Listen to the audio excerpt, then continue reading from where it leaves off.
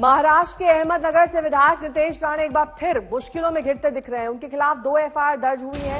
Ahmednagar police के मुताबिक बीते दिन में अहमदनगर जिले के श्रीरामपुर और तोपखाना पुलिस के इलाके में 2 अलग अलग मौकों पर भड़काऊ भाषण देने के लिए नितेश राणे के खिलाफ एफआईआर दर्ज हुई है। नितेश राणे ने अहमदनगर में सकल हिंदू समाज आंदोलन में हिस्सा लिया था और वहां ये भाषण दिए थे। तो भड़काऊ भाषण मामले में नितेश राणे की मुश्किलें बढ़ती हुई दिख रही हैं। एफआईआर दर्ज कर ली गई है। हिंदू समाज के आंदोलन में उन्होंने भड़काऊ भाषण दिए, उसके बाद उन पर मामला दर्ज हो गया है। महेंद्र रामगिरी महाराज के बयान से गुस्से में मुस्लिम समाज है। इसके अलावा देश के कई हिस्सों में मुस्लिम समुदाय ने इसको लेकर विरोध प्रदर्शन भी किया।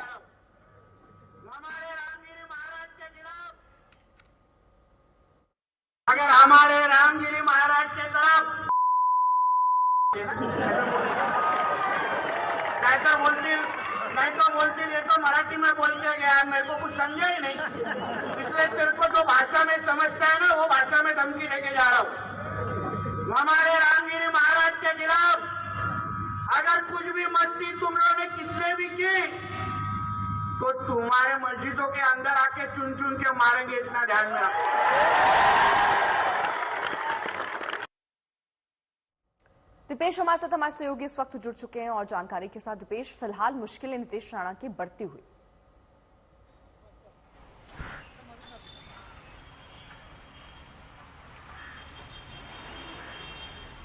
दीपेश, आपको आवाज मिल रही है?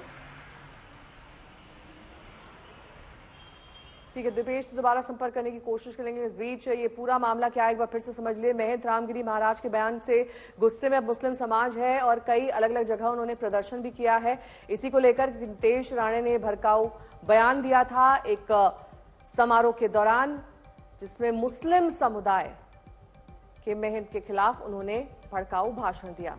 रामगिरी महाराज के समर्थन में हुई सभा में ये भड़काऊ बयान जो अब से कुछ देर पहले आप सुन रहे थे, और अब उन पर एफआईआर दर्ज कर ली गई।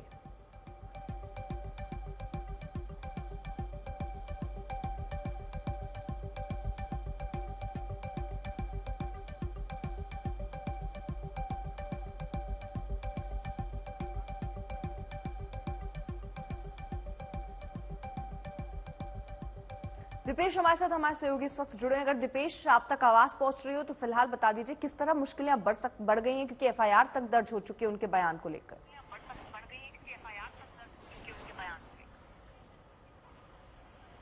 हेलो दीपेश, आवाज पहुंच रही है?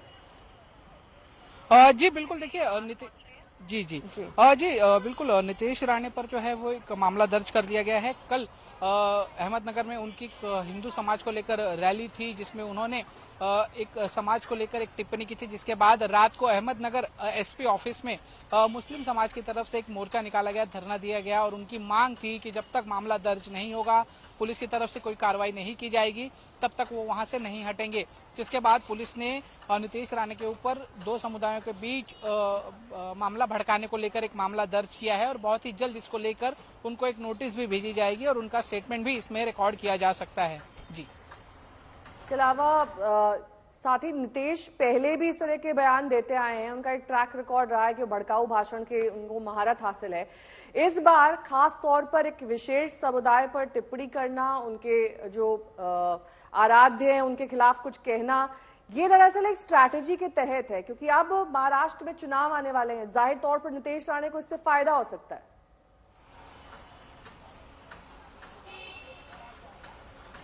जी बिल्कुल, जैसे हम देखेंगे अगर सिलसिलेवार तरीके से इस तरीके के बयान जो हैं वो नितेश राणे की तरफ से दिए जा रहे हैं। कल भी इसी तरह का एक बयान जो है वो दिया गया था, लेकिन कल जो हुआ वो पहला मामला नहीं था। इसके पहले भी कई ऐसे मामले देखने को आए हैं जहां पर नितेश राणे ने इस तरीके के भड़काऊ बयान दिए हैं, जिससे कि उस समाज की भावनाओं को आहत पहुंचे। तो वहीं कुछ दिन पहले नितेश राणे ने कहा था कि वो हिंदू समाज को लेकर काफी पॉजिटिव हैं एक तरीके से, और वो खुद को अपने आप को हिंदू समाज का गब्बर कहते हैं। वो कहते हैं कि मैं जब भी गुजरता हूं तो उस समाज के लोग मुझे देखकर अपना दरवाजा बंद कर देते हैं, यानी कि उनको लेकर एक दहशत का माहौल, एक डर का माहौल है उस समाज को, जिसके बाद इस तरीके के बयान नितेश राणे के देखने को मिलते हैं।